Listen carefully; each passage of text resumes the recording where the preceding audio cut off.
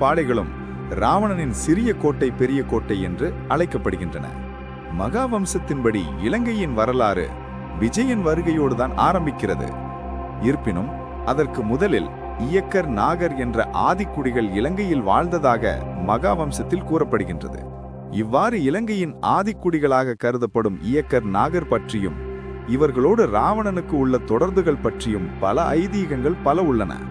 இவற்றுக்கு மேலாக இலங்கையானது முதலில் இந்திய துணைக்கண்டத்துடன் முதலில் இணைந்தே இருந்தது. பின்னர் ஏற்பட்ட ஒரு கடல்கோள் அழிவின் போது நிலத்தின் பல பகுதிகள் நீரில் தாழ்ந்து போக இந்திய துணைக்கண்டத்திலிருந்து இலங்கையானது தனிமையாக்கப்பட்டது என்ற ஒரு ஐதீகம் பலரால் கூறப்படுகின்றது. அதற்கு இன்னும் ஒரு படிமேலாக பைபிளில் கூறப்படுகின்ற நோவா காலத்தில் பூமியில் ஏற்பட்ட பேரழிவும் இந்நிகழ்வுடன் சேர்த்து கூறப்படுகின்றன. இவைகளெல்லாம் வெறும் ஐதீகங்களே தவிர இதற்கு போதுமான ஆதாரங்கள் இருக்கின்றனவா என்பது தெரியவில்லை. புவி நிலப்பரப்பில் பல கண்டங்கள் இருந்தன. அவற்றில் ஒரு கண்டமாக இப்போதைய இந்தியாவும் அதனை அண்டிய நிலப்பரப்புகளும் காணப்பட்டன. இக்கண்டங்களை ஆட்சி செய்தவர்களில் மனு சக்கரவர்த்தி என்பவனும் ஒருவன். இவனுக்கு சமன் என்று ஒரு மகனும் ஈழம் என்று ஒரு மகளும் இருந்தார்கள். மனுவின் பின்னர் இவ்விருவரும் இக்கண்டத்தை ஆண்டு வந்தனர்.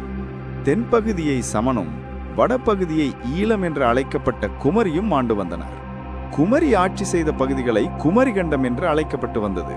குமரி கண்டத்தில் உள்ள ஒரு நகரில் கன்னியாகிய குமரி ஆட்சி புரிந்தமையால் அந்நகரம் கன்னியாகுமரி என்று அழைக்கப்பட்டது.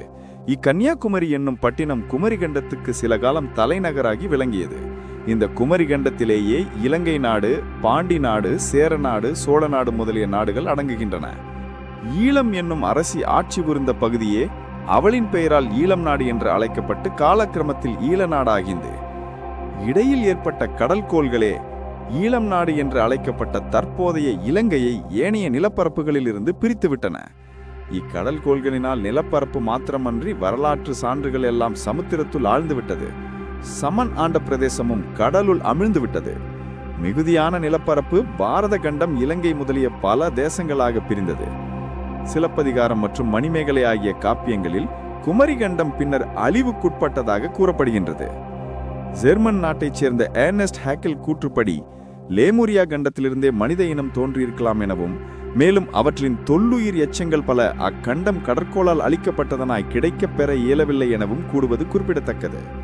மேலும் சில விஞ்ஞானிகள் இத்தகைய கண்டம் பசிபிக் கடல் வரை இருக்க பெற்றிருக்கலாம் என்னும் கூற்றையும் தெளிவுபடுத்துகின்றன. இந்த லேமுரியா கண்டமே குமரி கண்டமாக இருக்கலாம் என்று சிலர் கருதுகின்றனர். அழிவுற்றது என கருதப்போம் குமரி கண்டம் பின்னர் குமரியின் சந்ததிகளில் தோன்றிய அரசர்களில் பரதன் என்பவனும் ஒருவன். இவன் 40 வருடங்களாக குமரி கண்டத்தை ஆண்டு வந்தான்.